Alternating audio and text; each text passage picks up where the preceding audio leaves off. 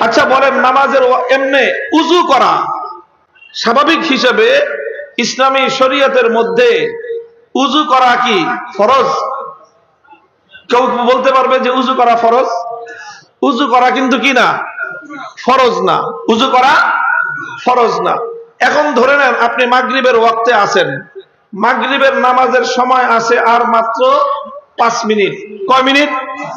আপনার উযু নাই, আপনার কি নাই, এখন সময় আছে কয় মিনিট?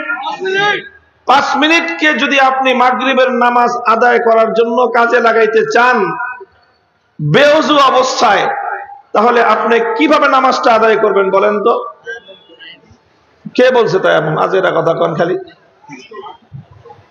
পানি থাকা অবস্থায় কোনোভাবে তায়াম্মুম করা জায়েজ আছে?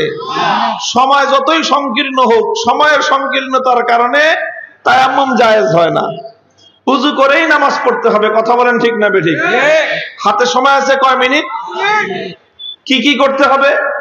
নামাজ পড়তে হবে। নামাজ পড়ার জন্য শর্ত হলো পবিত্রতা অর্জন করতে হবে। নামাজের জন্য শর্ত কি?